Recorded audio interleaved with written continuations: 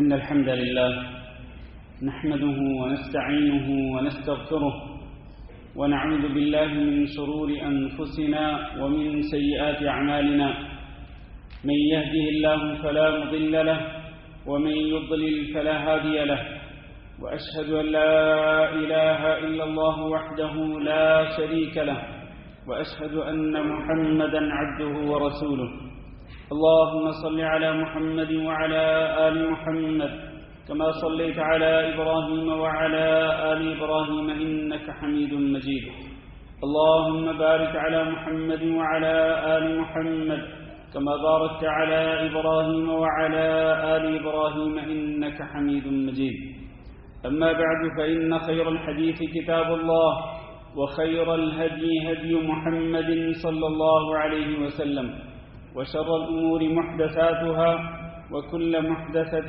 بدعة وكل بدعة ضلالة وكل ضلالة في النار. أعوذ بالله من الشيطان الرجيم. يا أيها الذين آمنوا اتقوا الله حق تقاته ولا تموتن إلا وأنتم مسلمون. يا أيها الناس اتقوا ربكم الذي خلقكم من نفس واحدة وخلق منها زوجها وبث منهما رجالا كثيرا ونساء واتقوا الله الذي تساءلون به والأرحام إن الله كان عليكم رقيبا. يا أيها الذين آمنوا اتقوا الله وقولوا قولا سديدا يصلح لكم أعمالكم ويغفر لكم ذنوبكم ومن يطع الله ورسوله فقد فاز فوزا عظيما. قابل صد احترام بزرگوں، دوستوں اور بھائیوں اور معززات ماؤں، بہنوں، بیٹیوں اور خواتین اسلام، نکاح اور شادی یہ نبی صلی اللہ علیہ وسلم کی سنتوں میں سے ایک سنت مبارکہ ہے. بلکہ آپ صلی اللہ علیہ وسلم سے پہلے جو انبیاء اور رسل علیہ السلام آئے، اللہ رب العزت نے ان کے بارے میں بھی ارشاد فرمایا وَلَقَدْ أَرْسَلْنَا مِن قَبْلِكَ رُسُلًا وَجَعَلْنَا لَهُمْ أَزْوَاجًا وَذُرِّيَّةً کہ ہم نے آپ سے پہلے بھی رسول بھیجے اور ہم نے ان کے لیے بھی بیویاں بھی بنائیں اور ان کی اولادیں بھی بنائیں. یعنی ان انبیاء اور رسل علیہ السلام نے بھی شادیاں کی، ان کی بھی بیویاں تھیں اور ان کی اولاد بھی ہوئی. تو گویا کہ یہ تمام انبیاء اور رسل علیہ السلام کی سنت ہے. اور نبی صلی اللہ علیہ وسلم کا فرمان ہے کہ یا معشر الشباب، اے نوجوانوں کی جماعت، من استطاع منکم الباءۃ فلیتزوج، تم میں سے جو شخص شادی کرنے کی استطاعت رکھتا ہو تو وہ ضرور شادی کرے. فإنه اغض للبصر واحصن للفرج، اس سے دو فائدے حاصل ہوں گے. ایک تو نظروں کے اندر، آنکھوں کے اندر حیا آ جائے گی اور اس حیا کی وجہ سے آپ کی نظریں جھک جائیں گی اور آپ ان آنکھوں سے غیر محرم عورتوں کو نہیں دیکھیں گے، آپ کی نظریں ان کی طرف نہیں اٹھیں گی. یہ شادی کا پہلا فائدہ. اور دوسرا فائدہ یہ ہے کہ آپ کی شرمگاہیں بھی پاک دامن ہو جائیں گی، پاکیزگی حاصل ہوگی اور آپ برائی سے بچ جائیں گے. یہ نبی صلی اللہ علیہ وسلم کا حکم ہے، خصوصاً نوجوانوں کے لیے، نوجوانوں کی جماعت کو نبی صلی اللہ علیہ وسلم نے خطاب کر کے یہ ارشاد فرمایا. لیکن میرے بھائیوں، یہ جو شادی بیاہ ہوتی ہے اور اسی طرح یہ جو نکاح ہے، اس کے بھی کچھ احکام ہیں اور اس کے بھی کچھ آداب ہیں شریعت اسلامیہ کے اندر. مسلمانوں کو چاہیے کہ وہ ان آداب اور ان احکام کی پابندی کریں. یہ نہیں ہے کہ یہ کہا جاتا ہے کہ جی خوشی کا موقع ہے تو خوشی کے موقع پہ سب کچھ روا ہے، خوشی کے موقع پہ سب کچھ جائز ہے. اور بھائیو، خوشی کا اظہار کرنے کے لیے بھی کچھ حدود اور قیود مقرر کر دی ہیں شریعت نے. لہذا مسلمان کو ان حدود اور قیود کا اور ان ضابطوں کا پابند ہونا چاہیے بحیثیت مسلمان، کیونکہ مسلمان کا معنی ہی یہی ہے کہ جو اللہ رب العزت کے فرمان کا پابند ہو اور رسول اکرم صلی اللہ علیہ وسلم کی تعلیمات کا پابند ہو، اس کو مسلمان کہتے ہیں. مسلمان وہ نہیں ہوتا جو آزاد ہو، جو جیسے اس کے جی میں آئے وہ کرے، خوشی کے موقع پر بھی غمی کے موقع پر بھی نہیں، مسلمان کو ہمیشہ ہر موقع پہ اسلام کی تعلیمات کا پابند ہونا چاہیے۔ تو آج کا خطبہ جمعہ بنیادی طور پر ان نوجوانوں کے لیے ہے کہ جو آگے مستقبل قریب میں یا مستقبل بعید میں وہ شادی کرنے والے ہیں، اور اسی طرح ان نوجوانوں کے ماں باپ کے لیے ہے آج کا خطبہ کہ وہ جب اپنی نوجوان اولاد کی شادی کریں تو وہ کن آداب کا خیال رکھیں، کن احکامات کو اپنے سامنے رکھیں اور کن احکامات کی پابندی کریں۔ عام طور پر شادی بیاہ کے موقع پر بہت ساری شرعی خلاف ورزیاں کی جاتی ہیں۔ شرعی خلاف ورزیاں یعنی شریعت کے اندر جو احکامات ہیں ان احکامات کو اگنور کیا جاتا ہے، ان احکامات کو سامنے نہیں رکھا جاتا، بس یہ پشت ڈال دیا جاتا ہے۔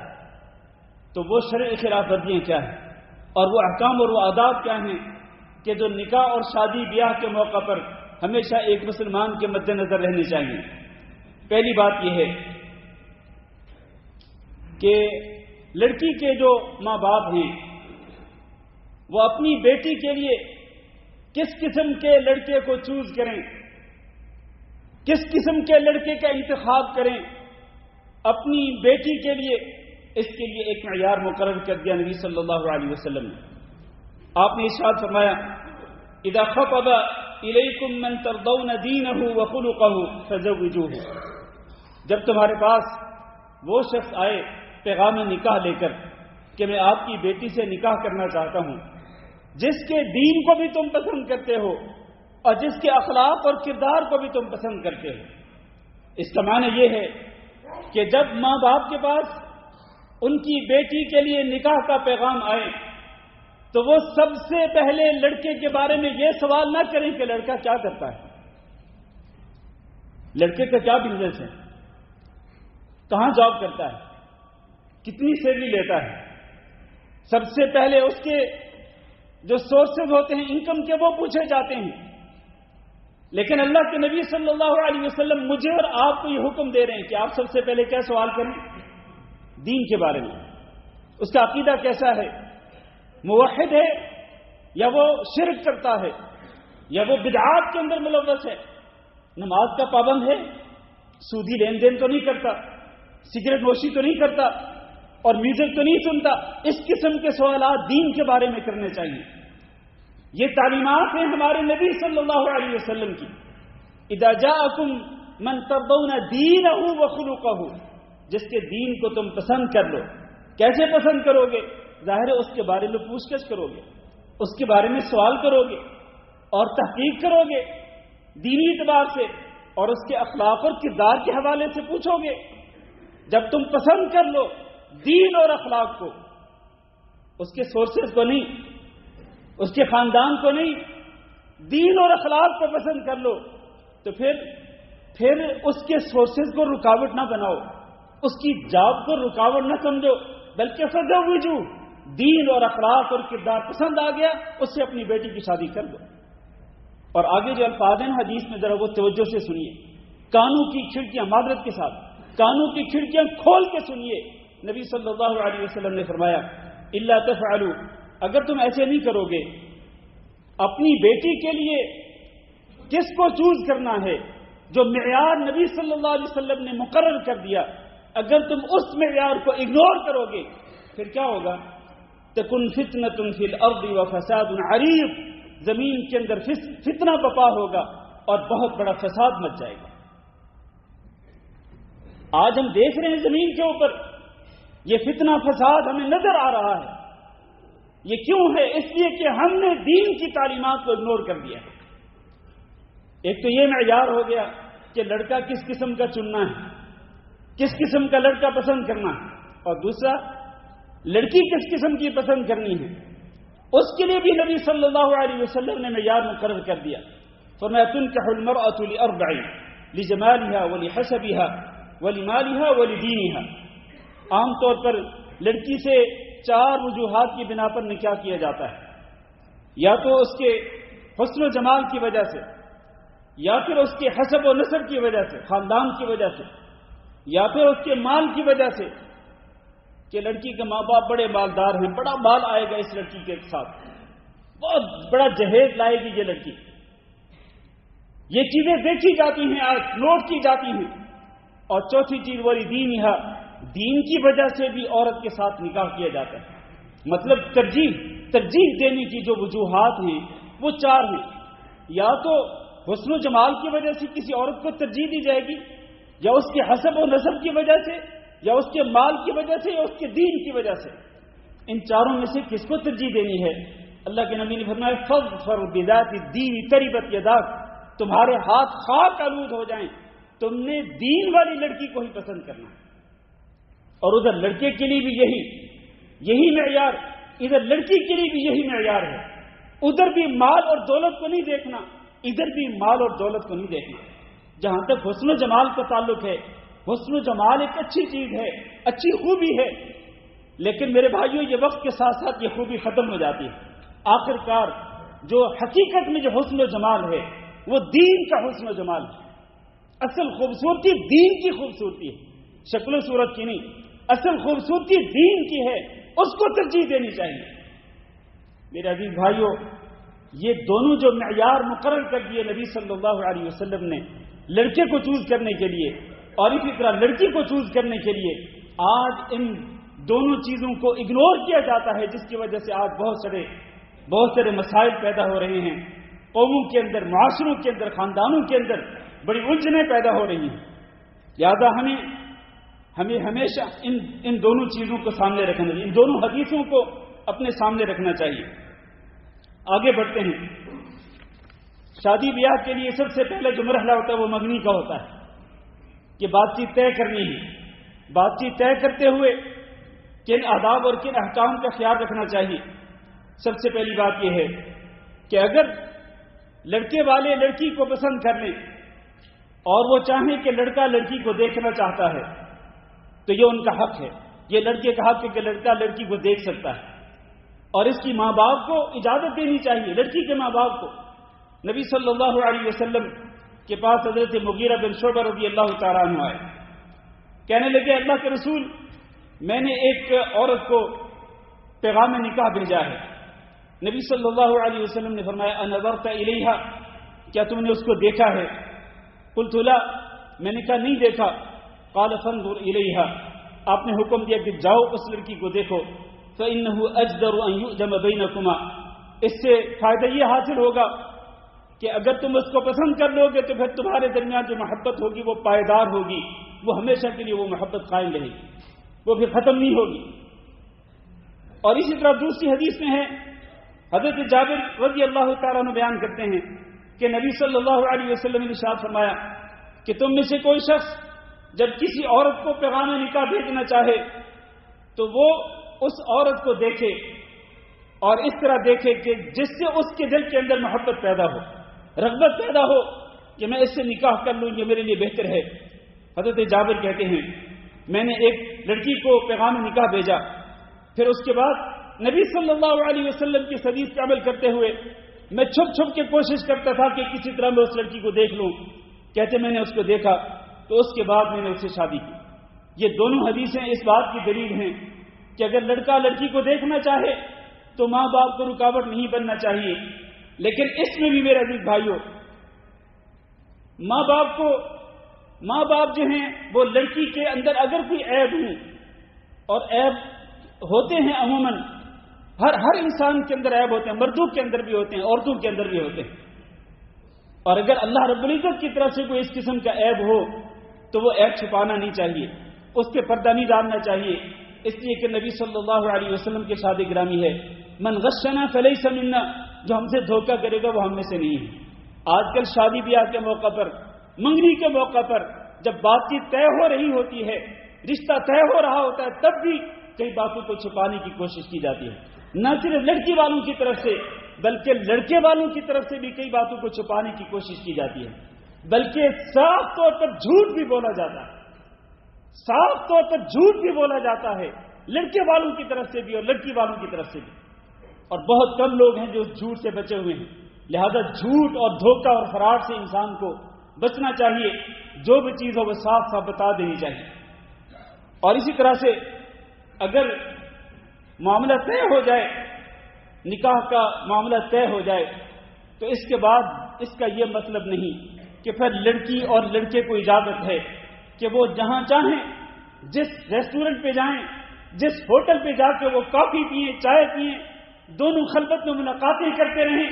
نہیں، ابھی نہیں، ابھی نکاح نہیں ہوا، صرف رشتہ طے ہوا ہے. وہ لڑکی بدستور اس کے لیے اجنبی لڑکی ہے، وہ غیر محرم ہے، یہ اس کے ساتھ خلوت میں ملاقات نہیں کر سکتا. اس سے نبی صلی اللہ علیہ وسلم نے منع فرمایا. اور لڑکی کے ماں باپ کو بھی اس کی اجازت نہیں دینی چاہیے کہ جی لڑکی کا چونکہ رشتہ طے ہو چکا ہے تو اب بے شک جائے اپنے منگیتر کے ساتھ، جہاں مرضی جائے، جتنا ٹائم مرضی جائے، وہ اس کے ساتھ بیٹھے، گپ شپ کرے، ملاقات کرے.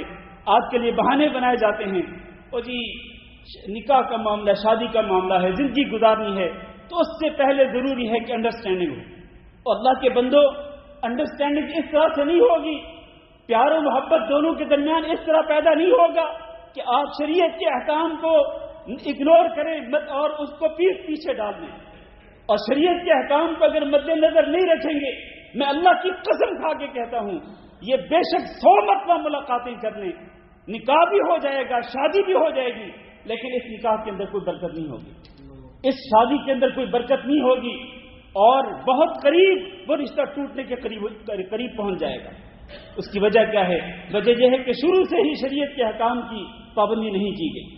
تو یہ ایک پابندی ہے شریعت کی طرف سے جو لاگو رہے گی جب تک کہ نکاح نہیں ہوتا. اس لیے بچوں کے ماں باپ کو اس سے پرہیز کرنا چاہیے. اور آج کل اور کچھ نہیں تو کم از کم نمبروں کا، موبائل نمبر جو ہے ان کا تبادلہ ہو جاتا ہے، اور پھر لڑکا لڑکی آپس میں چیٹنگ کرتے ہیں، ویڈیو کال پہ باتیں کرتے ہیں. میرے بھائیو، اس کی بھی اجازت نہیں دینی چاہیے. صرف اور صرف نظر ڈالنے کی اجازت دی نبی صلی اللہ علیہ وسلم نے، اس سے زیادہ کچھ نہیں. اسی طرح سے منگنی کے موقع پر ایک اور شرعی خلاف ورزی یہ ہے کہ لڑکا لڑکی کی انگلی میں انگوٹھی پہناتا ہے، اور یہ رسم ہے، یہ ایک بدعت ہے اسلام کے اندر جس کو ایجاد کیا گیا ہے. نبی کریم صلی اللہ علیہ وسلم کے ارشاد گرامی ہے، لا يطعن في رأس أحدكم بمخيط من حديد خير له من أن يمس امرأة لا تحل له.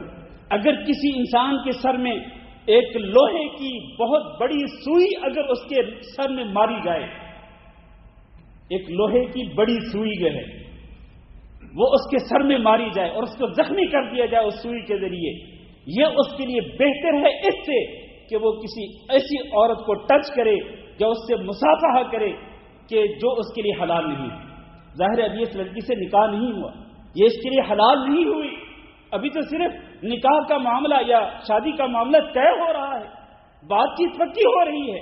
اس موقع پہ اگر کوئی لڑکا لڑکی کے ہاتھ کو پکڑ کر اس کی انگلی میں انگوٹھی پہنائے گا تو وہ اس حدیث کی زد میں آئے گا کہ اس کے سر میں اگر ایک بڑی سوئی ماری جائے لوہے کی جس کے ساتھ اس کو زخمی کر دیا جائے تو یہ اس سے بہتر ہے کہ وہ کسی ایسی عورت کو ٹچ کرے کہ جو اس کے لیے ابھی حلال نہیں ہوئی.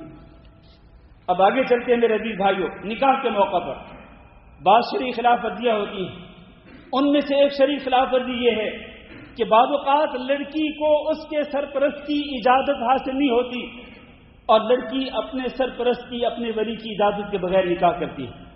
نبی کریم صلی اللہ علیہ وسلم کے شاد گرامی لا نکاح الا بولی، نکاح ہے ہی نہیں مگر ولی کے ساتھ.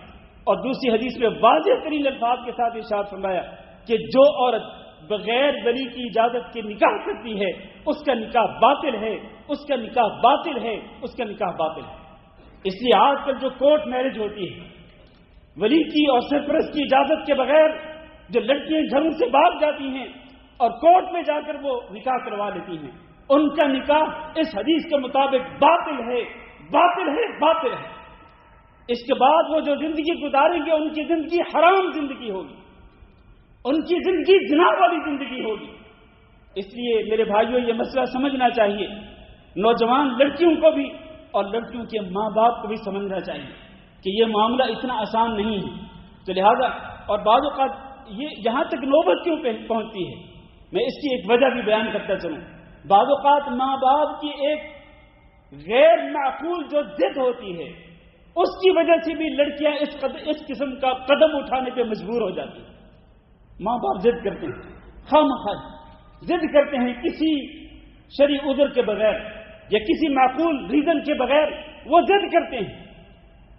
ماں کہتی ہے کہ میں نے اپنے بھانجے سے اس کی شادی کرنی ہے، باپ کہتا ہے کہ میں نے اپنے بھتیجے سے اس کی شادی کرنی ہے، اور وہ بھتیجا یا وہ بھانجا اس کے قابل نہیں ہوتا، معیار وہ نہیں ہوتا. لیکن خواہ مخواہ کی ضد کی وجہ سے بہرحال یہ وجوہات دونوں طرف سے ہو سکتی ہیں. بعض اوقات یوں بھی ہو سکتا ہے، اور یہ بہت ہی اس دور کا بڑا فتنہ ہے کہ کالج اور یونیورسٹیوں کے اندر لڑکے اور لڑکیاں آپس میں ہی خود ہی معاملہ طے کر لیتے ہیں، اور پھر لڑکی گھر کے اندر آ کر کے دھمکی دیتی ہے، اگر آپ لوگوں نے اس لڑکے سے میرا نکاح نہیں کیا، میری شادی نہیں کی، تو میں خودکشی کر دوں گی. یعنی حرام کی زندگی مرے گی تو، اور حرام کی موت مرے گی تو، اور حرام کی موت پا کر تو جہنم میں جانا پسند کرے گی. اور دنیا کے چند ایام کی لذت کو سامنے رکھتے ہوئے، یعنی اس قدر ہم حقیر سمجھتے ہیں اپنے ایمان کو، اپنے دین کو. اور جو سب سے بڑا جو زیور ہے عورت کا وہ حیا ہے، اس کو ایک سائڈ پر رکھ کر اس قدر بے شرمی کی حد تک چلی جائے کوئی لڑکی کہ اب اپنے ماں باپ کو دھمکی دینا شروع کر دے. میرے بھائیو، یہ ایسا موضوع ہے کہ یقیناً اس موضوع پر جتنی بھی گفتگو کریں اس سے خامخواہ اپنے آپ کو ہی تکلیف پہنچتی ہے. کوشش ہوتی ہے کہ آج ہماری بیٹیاں جو ہیں وہ ہمارے بیٹے اور ہماری بیٹیاں کس حد تک چلے گئے. اللہ تعالی ہم سب کو ہدایت دے. میرے عزیز بھائیو، اسی طرح سے ایک اور شرعی خلاف ورزی یہ ہے کہ نکاح کے موقع پر جب حق مہر مقرر کیا جاتا ہے تو حق مہر کے اندر مبالغہ کیا جاتا ہے اور غلو کیا جاتا ہے، اور حد سے زیادہ بڑھا چڑھا کر حق مہر جب مقرر کیا جاتا ہے. جبکہ حضرت عمر رضی اللہ تعالیٰ عنہ کہا کرتے تھے، اور عمر رضی اللہ تعالیٰ عنہ کا یہ جو فرمان ہے اس کو توجہ سے سنیے. وہ کہا کرتے تھے، الا لا تغالوا فی صدقات النساء، خبردار لوگوں، عورتوں کے حق مہر کے معاملے میں تم حد سے تجاوز نہ کیا کرو، غلو نہ کیا کرو، اعتدال کی راہ اپنایا کرو. فإنها لو كانت مقامة في الدنيا أو تقوى في الآخرة لكان أولاكم بها النبي صلى الله عليه وسلم. اگر واقعتاً حق مہر زیادہ مقرر کرنا دنیا میں کوئی عزت کی بات ہوتی یا آخرت میں یہ تقوی والی بات ہوتی تو سب سے پہلے یہ کام کون کرتے؟ سب سے پہلے ہمارے نبی صلی اللہ علیہ وسلم یہ کام کرتے. لیکن نبی صلی اللہ علیہ وسلم نے اپنی تمام کی تمام بیویوں کو جو حق مہر دیا، اور اسی طرح نبی صلی اللہ علیہ وسلم کی اپنی شہزادیوں کو جو حق مہر دیا گیا، اور یہ ٹوٹل کتنی بنتی ہیں؟ 11 بیویاں، اور ادھر 4 شہزادیاں نبی صلی اللہ علیہ وسلم کی. 11 اور 4 15 عورتوں کو جو ٹوٹل حق مہر دیا گیا. 11 کو تو نبی صلی اللہ علیہ وسلم نے خود جو حق مہر دیا، اور 4 شہزادیاں ان کو جو ان کے شوہروں نے حق مہر دیا. 15 عورتوں کو جو حق مہر دیا گیا، اور یہ 15 عورتیں کون ہیں؟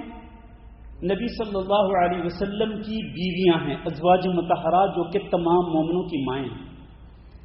اور شہزادیاں کون ہیں؟ نبی صلی اللہ علیہ وسلم کی شہزادی، کسی عام انسان کی نہیں، جو اس امت کی تمام عورتوں سے بہتر عورتیں ہیں، اس امت کی خواتین سے سب سے افضل عورتیں ہیں. نبی صلی اللہ علیہ وسلم کے ازواج مطہرات اور آپ صلی اللہ علیہ وسلم کی شہزادی. ان میں وہ خاتون بھی شامل ہے کہ جس کو نبی صلی اللہ علیہ وسلم نے تمام اہل جنت کی خواتین کا سردار قرار دیا. وہ کون؟ حضرت فاطمہ رضی اللہ تعالیٰ عنہ، کہ جو آتی تھی تو نبی صلی اللہ علیہ وسلم کھڑے ہو جاتے تھے اور کھڑے ہو کر اپنی بیٹی کے استقبال کرتے تھے اور اپنی چارپائی پر اپنے ساتھ بٹھاتے تھے اپنی پیاری بیٹی. ذرا دیکھو ان 11 بیویوں اور 4 شہزادیوں کا حق مہر کتنا تھا. یہ عمر رضی اللہ تعالیٰ نے بیان کر رہے، کہتے ہیں کہ نبی صلی اللہ علیہ وسلم کی 11 بیویوں کو اور آپ کی 4 شہزادیوں کو جو ٹوٹل حق مہر دیا گیا وہ کتنا تھا؟ وہ 12.5 اوقیہ چاندی. 12.5 اوقیہ چاندی جو ہے وہ کتنی بنتی ہے؟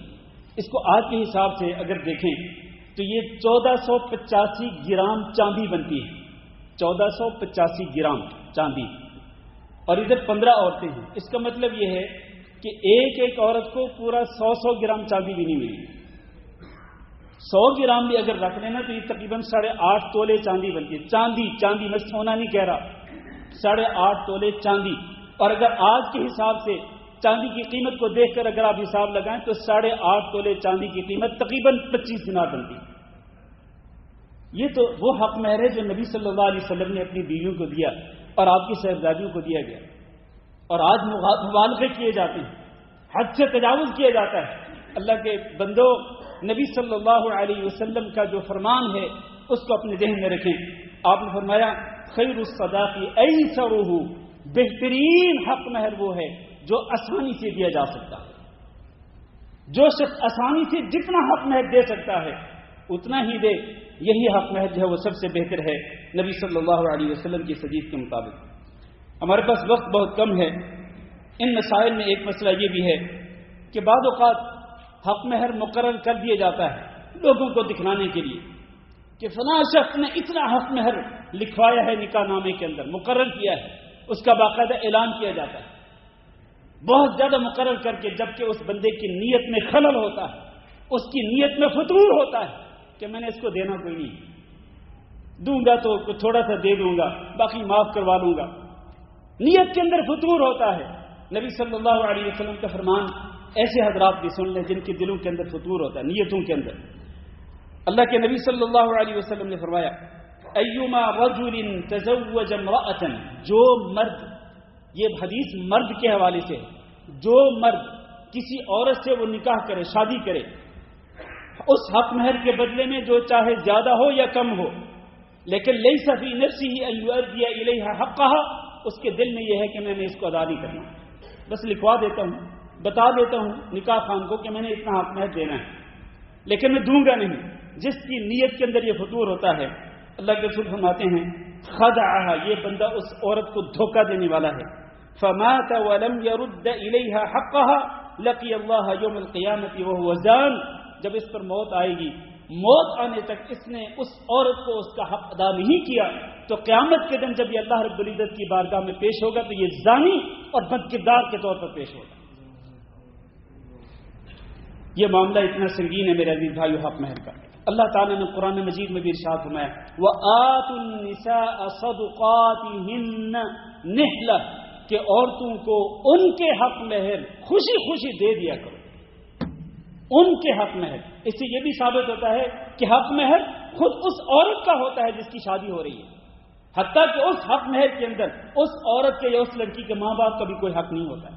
فَمَا صَدُقَاتِهِنَّ, ان کے حق مہر ان کو دے دو, ان کو پھسلاؤ نہیں, باتوں باتوں کے اندر ان کو بہلانے کی کوشش نہ کرو, معاف کروانے کی کوشش نہ کرو, دو ان کو ان کے حق مہر اور خوشی خوشی دو, اپنے اوپر چٹی سمجھ کے نہیں, اس لیے کہ یہ اس کا حق ہے, ان عورتوں کا حق ہے جو کہ ادا کرنا ہے. تو یہ میرا عزیز بھائیو بعض مسائل تھے جو میں نے ذکر کیے ہیں. انشاءاللہ کچھ مسائل دوسرے خطبے میں عرض کرتے ہیں. اللہ تعالیٰ سے دعا ہے کہ اللہ رب العزت ہمیں دین اسلام کے ان تمام احکامات کو, تعلیمات کو اپنانے کی اور ان پر عمل کرنے کی توفیق دے.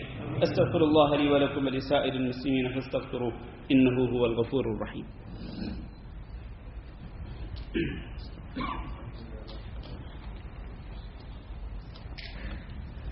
ان الحمد لله نحمده ونستعينه ونستغفره ونعوذ بالله من شرور انفسنا ومن سيئات اعمالنا, من يهده الله فلا مضل له ومن يضلل فلا هادي له, وأشهد أن لا إله إلا الله وحده لا شريك له, وأشهد أن محمدا عبده ورسوله.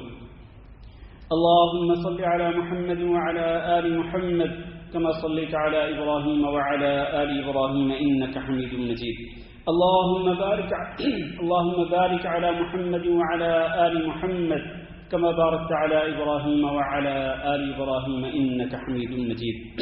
أما بعد, عزیز القدر بھائی اور دوستو, اب ہم ان احکام کی طرف آتے ہیں اور ان شرعی خلاف ورزیوں کا ذکر کرتے ہیں کہ جن کا ارتکاب شادی کے موقع پہ کیا جاتا ہے. ہم نے کچھ شرعی خلاف ورزیاں ذکر کی پہلے خطبہ کے اندر جن کا تعلق منگنی کے ساتھ تھا یا نکاح کے ساتھ تھا. اب شادی بیاہ کے موقع پر جو شرعی خلاف ورزیاں ہوتی ہیں ان میں سے ایک یہ ہے کہ لڑکے والے ایک بہت بڑی بارات لے کر لڑکی والوں کے پاس جاتے ہیں, ایک جم غفیر, ایک فوج ظفر موز لے کے جاتے ہیں, اور اس کی وجہ سے لڑکی والوں کے لیے بھی بڑا مسئلہ بن جاتا ہے اتنے زیادہ مہمانوں کو سنبھالنا اور اتنے زیادہ مہمانوں کے کھانے کا بندوبست کرنا یقیناً ان کے لیے بھی مسئلہ بن جاتا ہے. لہذا لڑکے والوں کو چاہیے کہ وہ ایک معقول تعداد جو اپنے خاص رشتہ دار ہوں، قریبی رشتہ دار ہوں، بس ان کو ساتھ لے کر کے جائیں. اس میں کوئی حرج نہیں ہے. جہاں تک اس بات کا تعلق ہے کہ کیا لڑکی والے جو مہمان ان کے پاس آئے ہیں کیا وہ ان کو کھانا کھلا سکتے ہیں یا نہیں کھلا سکتے؟ اللہ کے بندو، نبی صلی اللہ علیہ وسلم کا فرمان ہے من کان یؤمن باللہ والیوم الآخر فلیکرم ضیفہ. جو بندہ بھی اللہ پر اور آخرت کے دن پر ایمان رکھتا ہو اس کو چاہیے کہ وہ اپنے مہمانوں کا اکرام کرے. اب یہ جو مہمان آئے ہیں لڑکے والے لڑکی والوں کے پاس، کیا ان کا اکرام کرنا فرض نہیں، واجب نہیں اس حدیث کے مطابق؟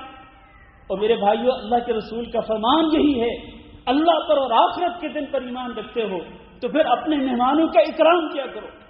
لہذا اگر وہ لوگ کھانے کے موقع پہ آتے ہیں، یعنی ایسا وقت ہے کھانے کا وقت ہے، تو آپ بے شک ان کو کھانا کھلائیں. اس میں کوئی قباحت نہیں ہے، اس میں کسی قسم کی کوئی قباحت نہیں ہے.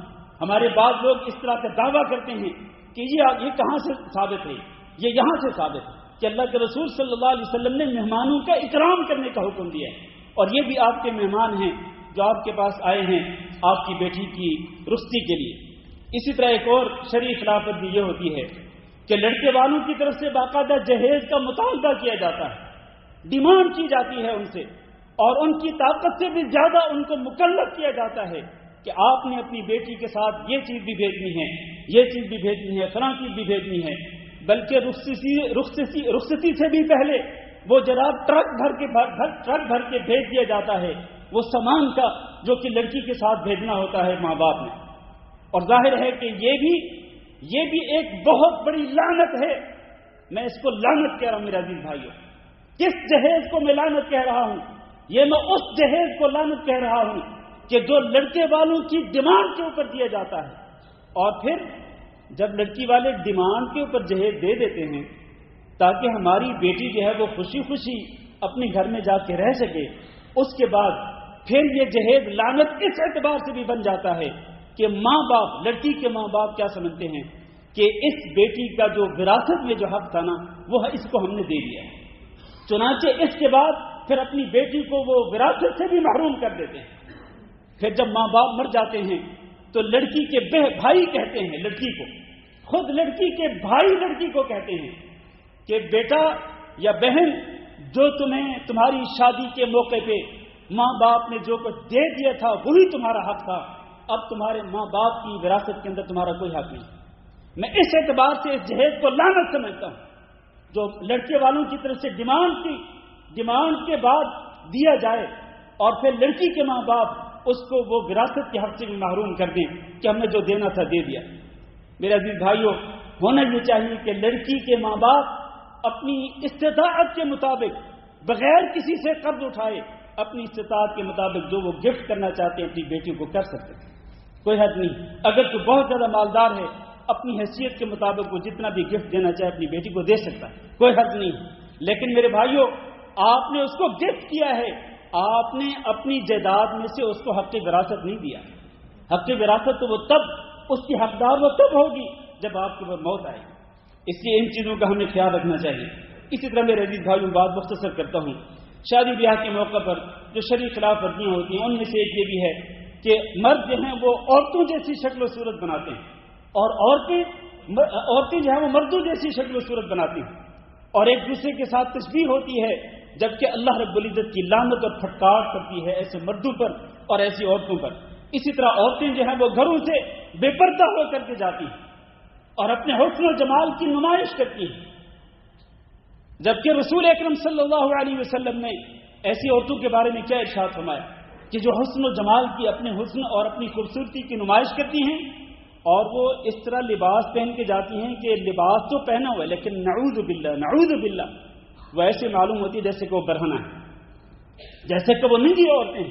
اور ایسی عورتوں کو نبی صلی اللہ علیہ وسلم نے اللہ کی لعنت اور پھٹکار کا مستحق قرار دیا اور آپ نے ارشاد فرمایا کہ یہ عورتیں جنت میں داخل ہونا تو دور کی بات ہے، یہ جنت کی خوشبو تک نہیں پائیں گی، اس لیے کہ یہ اپنے حسن و جمال کی خوبصورتی کی نمائش کر رہی ہیں، بے پردہ ہو کر گھروں سے باہر جا رہی ہیں. خصوصاً شادی بیاہ کے موقع پر تو اللہ معاف کرے نمائش ہوتی ہے، مقابلہ چل رہا ہوتا ہے، مقابلہ حسن، واللہ المستعان۔ تو میرے بھائیو اس طرح نہیں کرنا چاہیے۔ ہماری مائیں بہنیں اسلام کے احکام کو سمجھنے والی، لہذا اسلام کے احکام پہ عمل کرنا ان کی ذمہ داری ہے۔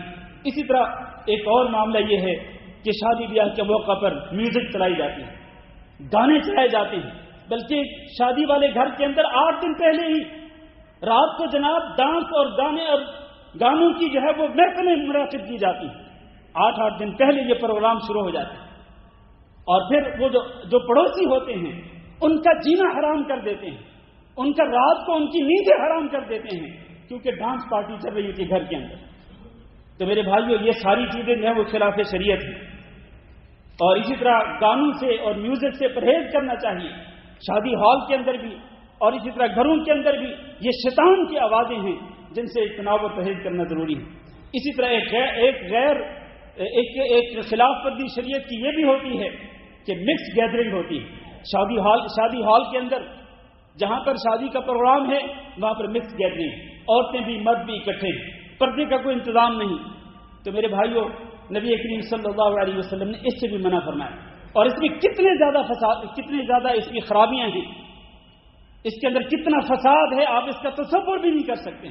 میرے پاس اگر وقت ہوتا تو میں اس کی خرابیاں آپ کے سامنے بیان کرتا۔ آخری بات یہ میرے عزیز بھائیو، جو ولیمہ کیا جاتا ہے، ولیمے کے اندر بھی کئی طرح سے شرعی خلاف ورزیاں ہوتی ہیں، ان میں ایک جو ہے وہ فضول خرچی ہوتی ہے، جبکہ اللہ رب العزت نے فرمایا کہ کلوا واشربوا ولا تسرفوا انہ لا يحب المسرفین، کھاؤ پیو، تمہیں کھانے پینے کی اجازت ہے، لیکن کھانے پینے کے اندر بھی تم نے اسراف نہیں کرنا، فضول خرچی نہیں کرنی، اس لیے کہ اللہ رب العزت فضول خرچی کرنے والوں کو پسند نہیں کرتا۔ بلکہ اللہ رب العزت نے دوسری جگہ پہ یہ جو پیسے اڑاتے ہیں، پیسے لٹاتے ہیں اس طرح کے موقعوں پر اور فضول خرچیاں کرتے ہیں، تو اللہ تعالیٰ نے ان کو شیطانوں کے بھائی قرار دیا۔ لا تبذر ان المبذرین كانوا اخوان الشیاطین وكان الشیطان لربه کفورا۔ اور آخری بات یہ میرے عزیز بھائیوں کہ ان فضول خرچیوں کے علاوہ سب سے برا ولیمہ وہ ہوتا ہے کہ جس میں مالدار لوگوں کو بلایا جائے، کھاتے پیتے لوگوں کو دعوت دی جائے اور فقراء کو اگنور کر دیا جائے، مساکین کو نظر انداز کر دیا جائے۔ میرے بھائیوں آپ کے قریبی رشتہ داروں میں اگر مساکین ہیں سب سے پہلے ان کو دعوت دیں، مالداروں کو بعد میں دعوت دیں، اپنے غریب اور اپنے قریبی رشتہ دار جو مسکین ہیں آپ ان کو پہلے دعوت دیں، اس طرح آپ کے ولیمے کے اندر بھی برکت آئے گی۔ تو میرے بھائیوں یہ انتہائی اختصار کے ساتھ میں نے چند چیزیں بیان کی ہیں۔ اللہ تعالیٰ سے دعا کرتے ہیں کہ اللہ ہمیں ہر موقع پر اپنی شریعت اور اپنے دین کی تعلیمات کا پابند بنا دے، اور اللہ رب العزت ہمیں اپنے احکامات پر عمل کرنے والا بنا دے، اور جن چیزوں سے اللہ نے اور اللہ کے رسول نے منع فرمایا اللہ تعالی ہم سب کو ان سے پرہیز کرنے کی توفیق دے۔ اللهم اغفر لنا وللمؤمنين والمؤمنات وللمسلمين والمسلمات الأحياء منهم والأموات. اللهم إنا نسألك العفو والعافية والمعافاة الدائمة في الدنيا والآخرة. اللهم إنا نسألك رضاك والجنة ونعوذ بك من سخطك والنار. اللهم فرج هم المهمومين ونفس كرب المكروبين واقض الدين عن المدينين واشف مرضانا ومرضى المسلمين واشف مرضانا ومرضى المسلمين. اللهم اشف مرضانا ومرضى المسلمين.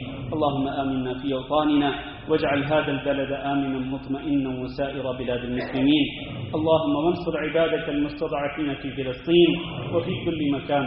اللهم انصرهم على أعدائهم. اللهم انصرهم على أعدائهم برحمتك يا أرحم الراحمين.